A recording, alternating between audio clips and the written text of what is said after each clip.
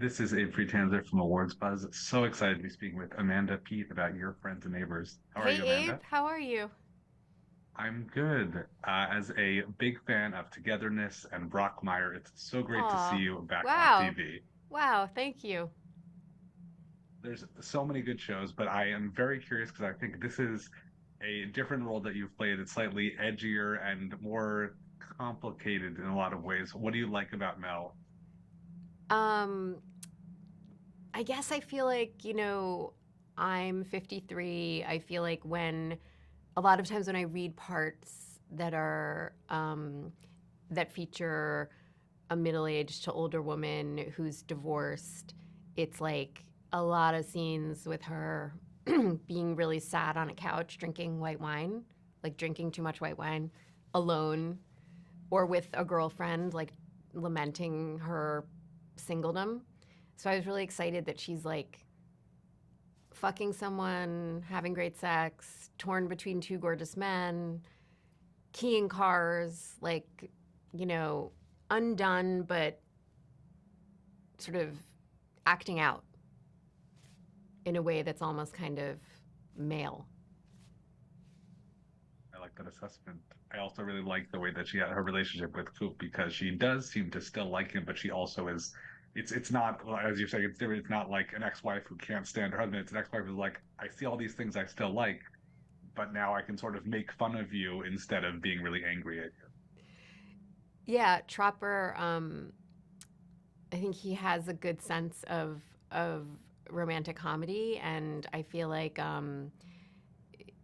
I was just thinking it's such a horrible feeling in life when you're attracted to someone and you wish you weren't, and it's so enraging that you almost can't admit it. Like you almost just have to just do anything you can to be cool and not let it come to the surface. And as an actor, it's maybe the most fun thing to play out there. So I really love that part of the story. And I think it's kind of weird and unique that they have this, their relationship has been run into the ground over years and they still have a spark. And um, I thought that was really weird and fun. I also love that even though she's obviously missing some information, she's good friends with Sam and they have this close relationship. Yeah, I thought so too, and I thought that that's a part. I guess that's sort of like a theme of the show. Do I really know you? Everyone has these.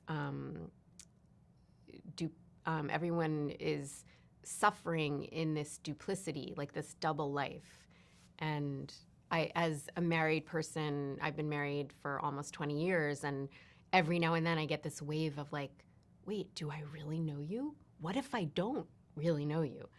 I love stories, and I love stories that have that as a conceit. Like, what if that person is such a good faker?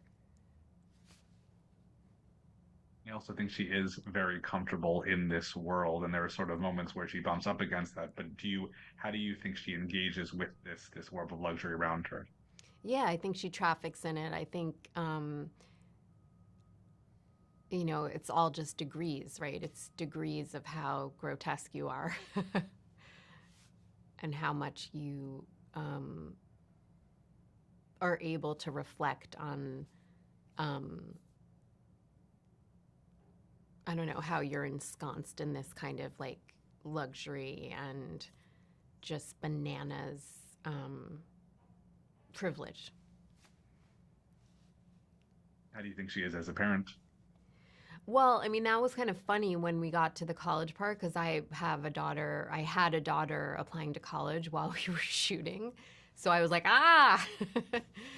um, but yeah, that sort of, I think that's fun, that idea, like, where is the line between, paying for someone to get in versus just having been born um, on a playing field that is unfairly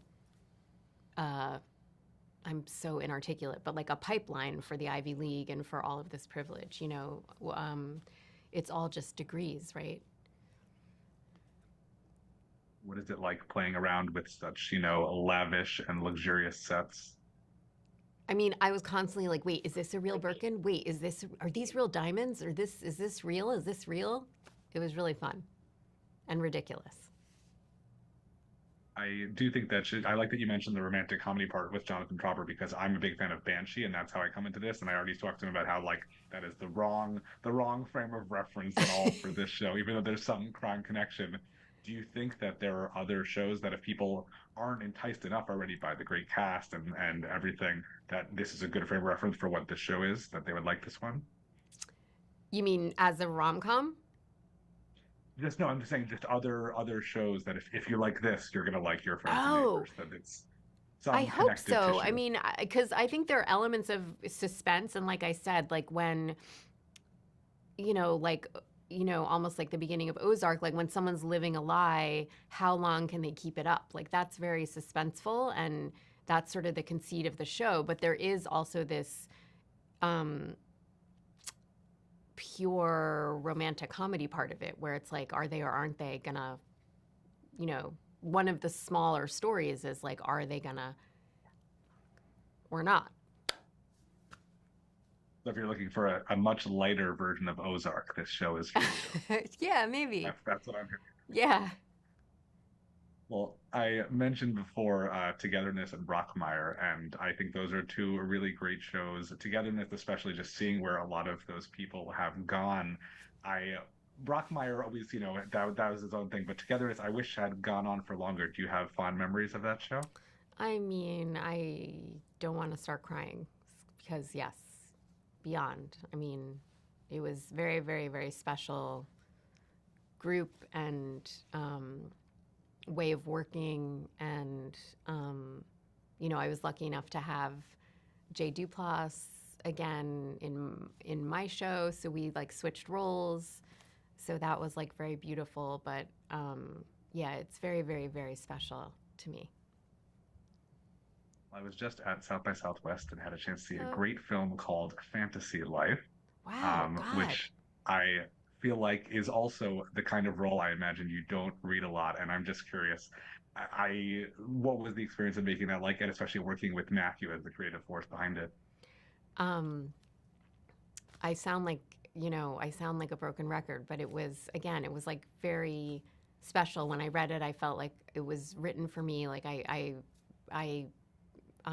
was like just bursting at the seams to like get at it. And he was, I was lucky enough that he gave me the part. And also, it was before Baby Girl. And I was so into this idea that this, like, rich suburban housewife starts having an affair, emotional and slightly otherwise, with the Manny. I was like, this is a great idea. It's so fun. Um, yeah, so I really loved doing that so much. It's nice sometimes to work on something smaller.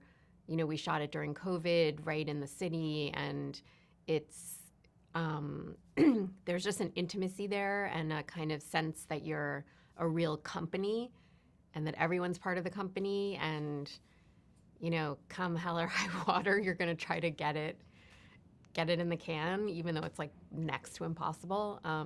One take, and we're all going to stand in the corner of the room for it. That kind of thing is like very, very, very special to me now in my old age. Well, I think it came out great, and I think the Baby Girl to Fantasy Life is a perfect, Ozark to Your Friends and Neighbors comparison. A great note to end on. Thank you so much, Thank Amanda. Such a you. pleasure to speak with you. Thank you so much.